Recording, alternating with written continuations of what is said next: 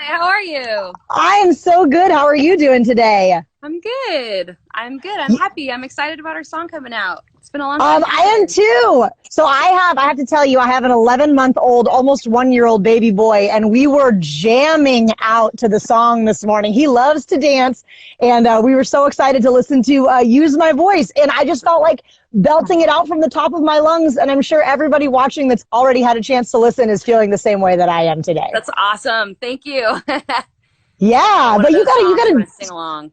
Yeah. Oh, absolutely. It's a total anthem, and you enlisted the help of some friends. So why don't you walk us through how that all came together and getting a powerhouse of incredible women in rock together to collaborate on a great song like Use My Voice. I am so fortunate to have such incredibly beautiful, talented friends. I wanted it to be my friends. Actually, Dina, one of the ladies that is singing on the song from the band Viridia, we're close friends. And I had her come over one day because I was just writing. It was last fall. And I've had that song kind of bubbling for a while and was sort of stuck on the chorus. And we just kind of listen to each other's stuff sometimes and help each other out or give each other ideas or whatever. I was just talking through it with her, and she totally helped me write that chorus and break through on finishing the song because I had a lot of it, but not all of it. And it so much, like from the get-go, had to do with leaning on my girlfriends. And that meant so much. And when we wrote, that call, I was like, this needs to be a bunch of people. And it shouldn't be just any people. They should be real people, like my real friends and family. And I know so many rad, amazing women. And it was just fun. It's been so cool watching it all come together. We all live all over the place. So mostly the girls just recorded themselves and sent the audio to me, and we piled it all up together. But just to feel their support in a song that is different thematically for me and for us as a band, and it's stepping out and stepping up in a new way. I'm just feeling that support in that music feels so great. I'm so grateful to them. It's so funny that we're talking about this today because yesterday I saw a t-shirt on a woman that said babes supporting babes. And I thought, yes. And I love that we're living in this time where women are supporting women and we are backing each other up and standing up for one another and being there for each other. So I think that just the fact that I saw that shirt and then we were talking about this song, it was like the universe was speaking to me. Awesome. So I think everybody's feeling so pumped about this. You guys have a 5th album on the way out, The Bitter Truth. I actually have a question from, this is from the Instagram world, from Louise Cavalcanti. He wants to know if The Bitter Truth is going to have a deluxe version with bonus tracks. I don't know. It's one of those things where this has just been such a different experience because it's kind of out now, if you want to think of it that way. Like the way that we've been releasing the songs, I didn't want it to be traditional, like, here you go, here's the whole album.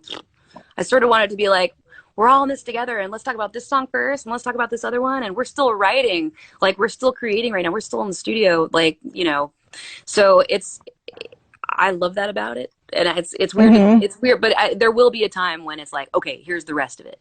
I don't know when exactly that is, but I don't want to announce the release date before it's done and then rush. I want it to be done. Yeah. Okay, here's the day.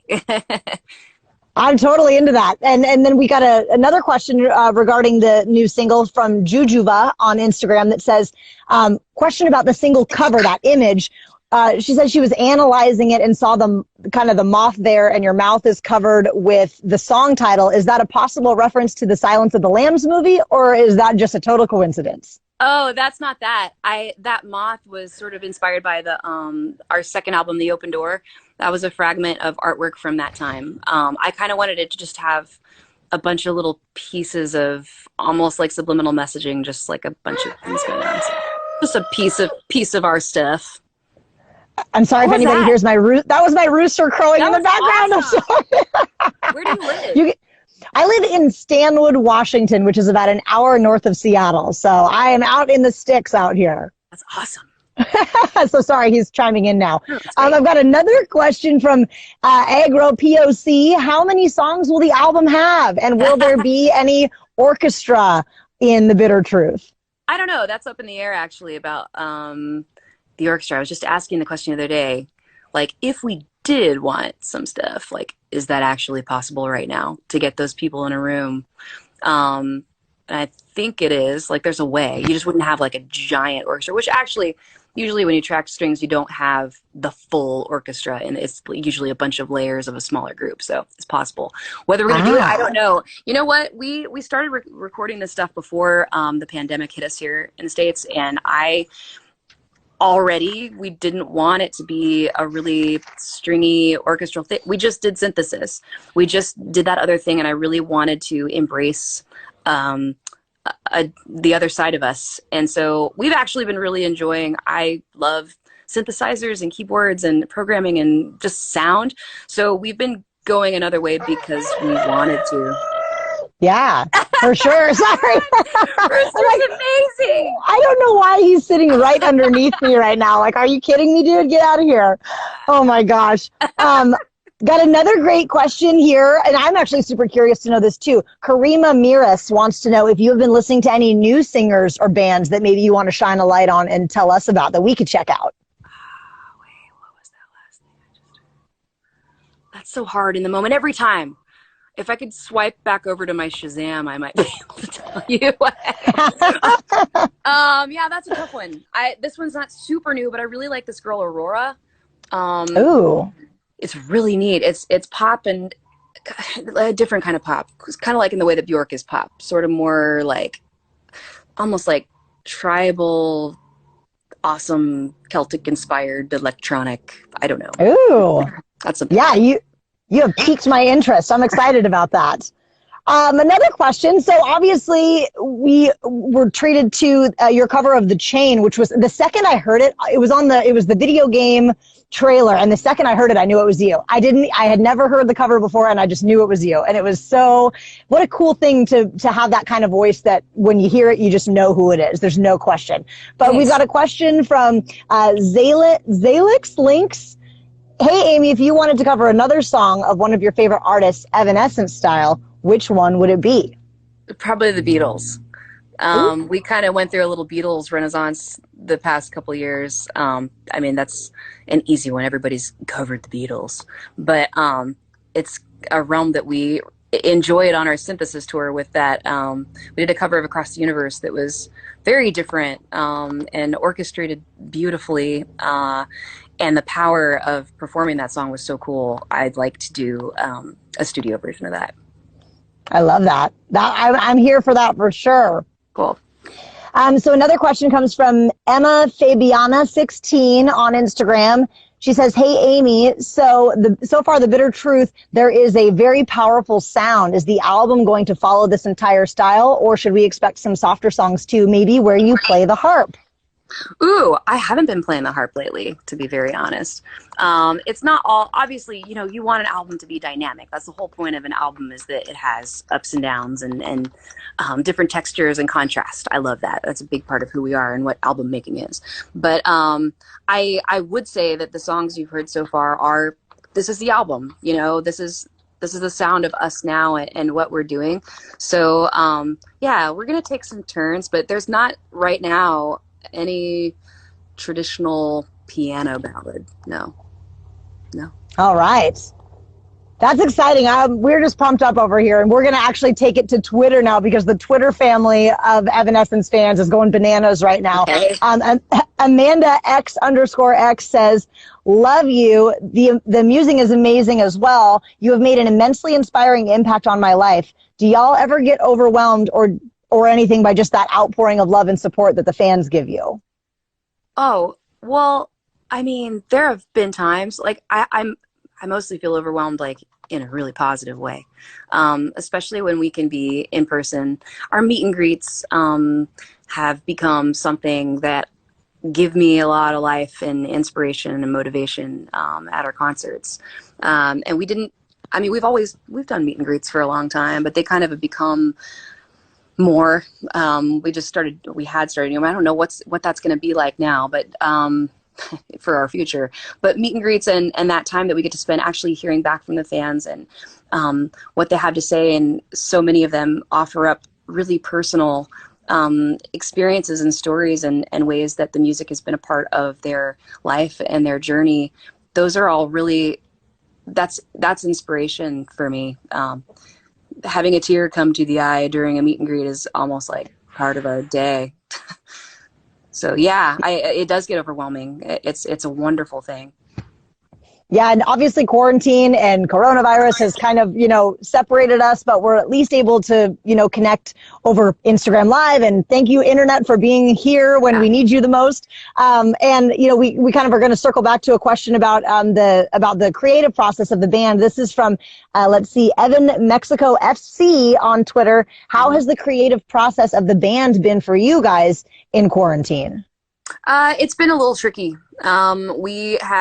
We had been working a lot remotely, which is normal. I like to get in the zone by myself and write and kind of, get some kind of a start going before we come together. And then we do come up with some ideas just on the spot together, which is awesome. But I like to do my homework first. So it's like, okay, I've got these 5 ideas. Check this out. Let's start from here. But we had to be in that zone for a lot longer, where we couldn't be together. So it definitely, it got to a point where I was like, I feel stuck. And we finally got to a point of I don't think we're going to be able to do anything else until we get together in person somehow. And about a month ago, we started looking into, okay, how do we do that? How can we make that possible? How can we safely come together in a way where we can finish writing these songs and get them to a place? And we bubbled up and all took COVID tests, and the American band members, Jen has to stay in Germany and work remotely with us. But a tour bus, we all live all over the country. So a tour bus, brought Tim from California and brought Troy and Will from the East Coast. And we all got our negative COVID tests. I feel like I just said I've got a positive. Woo! No. Sorry, that's not positive at all. Yeah. And created a very small team and we're in Nick's private studio and just made the creation our life. And the fact that we were so grateful to finally be able to get together, and we knew how rare and precious it was, and we knew how grateful to be for the fact that we'd been able to make it happen, made the energy that much more intense and exciting. And it just has given us a new fire and purpose in this time where music for me is saving me. It is the thing that lets me continue being who I am and continue living somehow by expressing ourselves in that way. It's awesome. I'm so grateful. Yeah. It has been a very different process.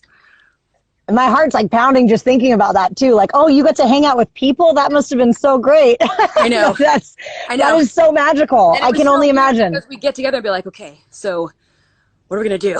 I made a peanut butter jelly sandwich. What did you guys do for lunch? We had top ramen at the studio. It's been just a different thing.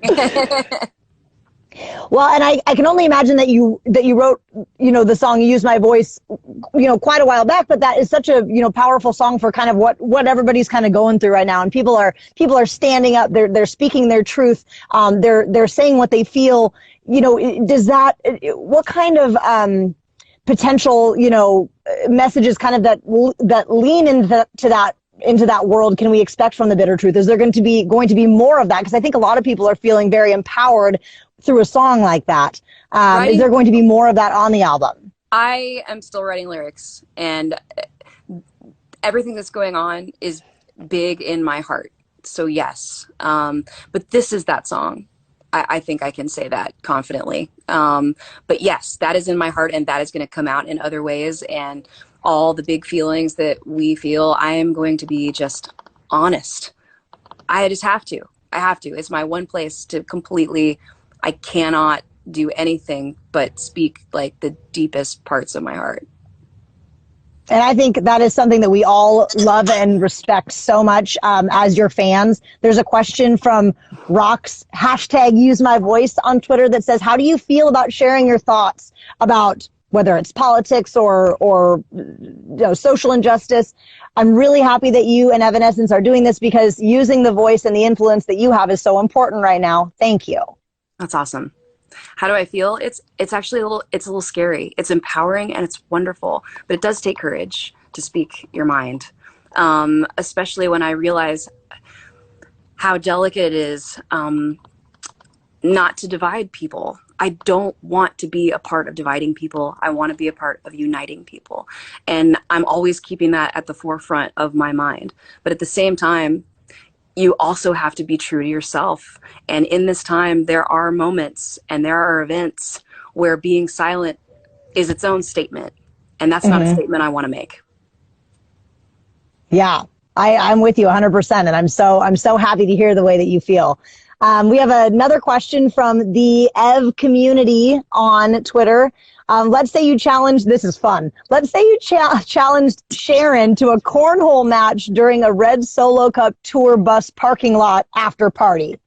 Would you win asking for a friend? I need to ask her. You know, that's tough because I think they do that too. Is that who I had that conversation? Cornhole is, you're reading this question not having any backstory. Cornhole is a part of our touring life and history. This is part of our legacy, is cornhole championships, especially during summer tours. There's always cornhole in the bay of the bus, and after the shows we like to get together with whoever's on the bill, the whole crew, everybody. You know, I mean, people obviously have to load out, so the crew comes out late, but those parties can go pretty late. Just playing cornhole right outside the bus. You can do what you want. It's no big deal. But there also may be nights where it gets pretty serious, and we have teams and we have boards, and we will go head to head for hours on end. And I love cornhole, and it made me sad to hear that, because like I should have had that already this year. We would have had that championship if our tour went on. So you know what? We will find out the answer to that question next year, please, hopefully. Yes.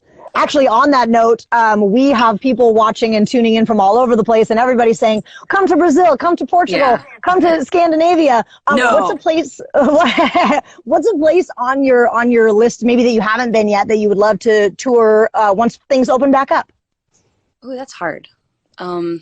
It's hard.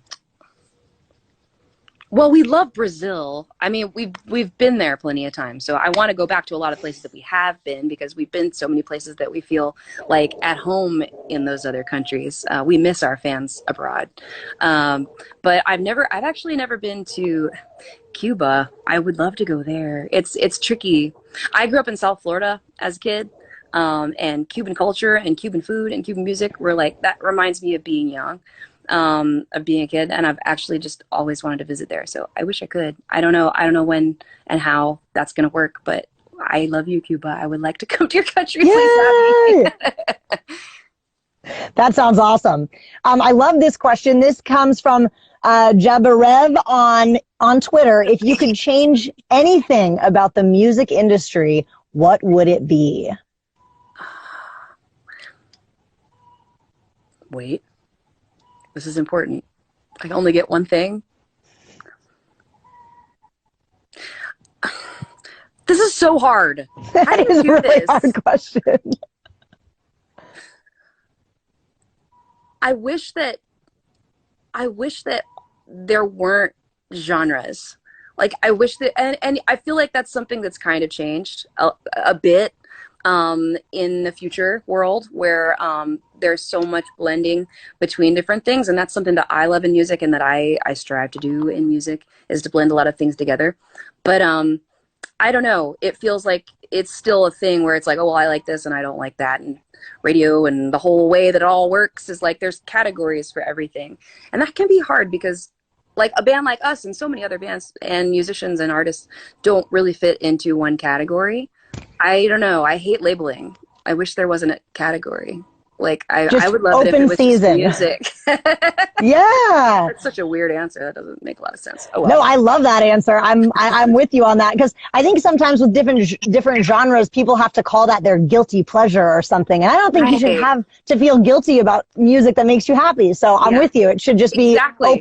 open for all. Exactly. Yes. This is another great question from Karima Miras One. There we go on Twitter. She would like to know if you would consider making a song with Chino, Corey Taylor, or Jonathan Davis. Yeah. Chino is one of my favorite voices. Period. So that actually would be really incredible. Yes. Please let us do a collab with the Deftones. I would love that. I'm all those on other board guys with are that. great too. I love Corn. That's all great. Yes, but my favorite voice of those would be Chino. It inspired me from a young age. Yeah, I would love that. That's awesome. Eternal Remorse on Twitter would like to know, back when you recorded The Chain, you had mentioned that you recorded another cover song. Is that going to be on The Bitter Truth, or is that for something else? Well, we haven't finished it. We got something started. And no, it's not going to be on The Bitter Truth. It's just something that we want to do. I'm not going to give that away yet. Now we're all excited. There's just so much. It's like we got to just do stuff. I feel like when it works, this has been such a year and a time for just like living on the fly.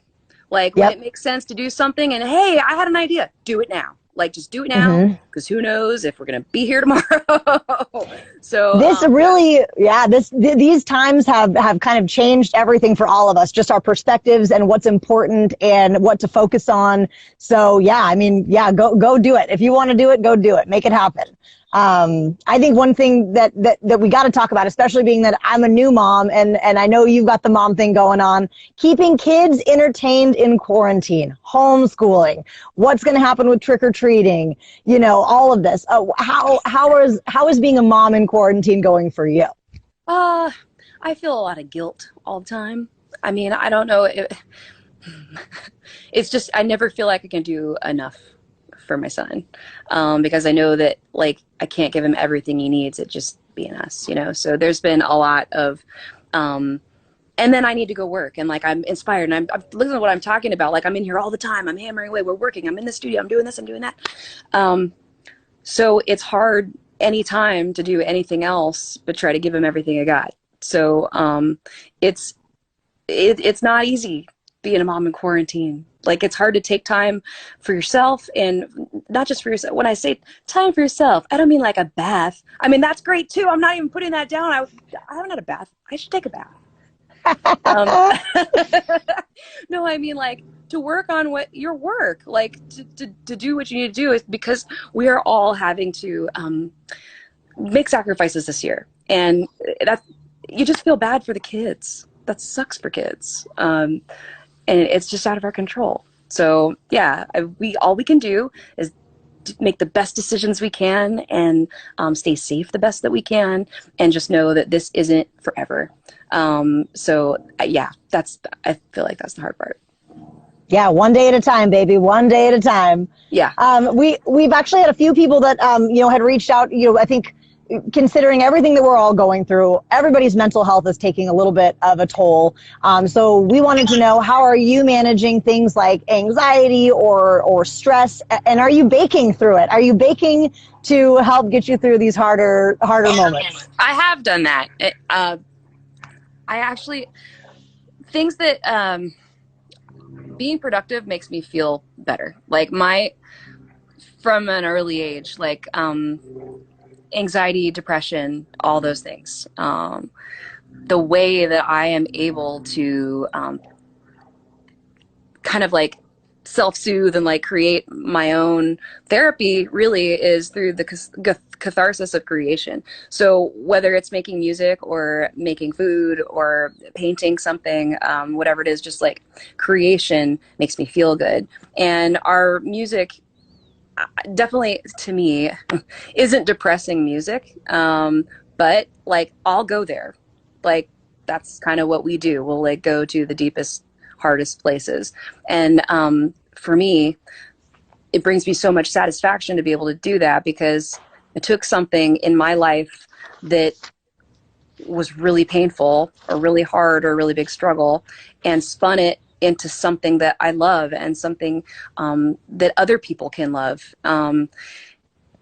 Being able to do that with something for me makes me feel like suffering through that time or that event wasn't just pain. It wasn't just a waste. And it just sucks for me. It's like, no, I can turn that into something good. So you asked about cooking, like that's a little different, but it's instant gratification because you get to eat the results. So I also love cooking. And during this time, yeah, I started baking bread a little bit. I whipped out this old bread making machine that my grandma gave me years ago. And also started making dumplings like from scratch, you know, like the dough. Oh, yeah. It's actually not that hard. It's just time consuming. You have to think about it ahead and then freeze the dough like in the right shape so it's ready to go. And then you pull it out and you make your filling and you put it in there and you steam those things. And man, oh, so good. That's what I want for dinner. That sounds fantastic. Me too. I should have started yesterday. Oh my gosh. Well, those are some fantastic tips. I would also say that just in general, use my voice. The fact that you brought so many female rock goddesses together to be a part of that song, it, you know, for me as a female with a voice, it just made me feel this like kind of new, I don't know, like I'm part of this badass tribe and you're kind of our leader right now. So I just wanted to say thank you for bringing that into our lives. For anybody that hasn't listened to it yet, you got to jump on the interwebs and check it out. We've just had such a great time chatting with you this morning. Well, this morning where I am, it may be a different time wherever everybody else is tuning in from today. But thank you so much. The Bitter Truth. We're not getting a release date yet, but we're all on pins and needles just waiting. It's happening now. It's happening all around. It's happening. Well, thank you so much, Amy. And thank you guys for all your questions. Yes, we'll talk to you next time and have a great day. Okay, you too. Bye.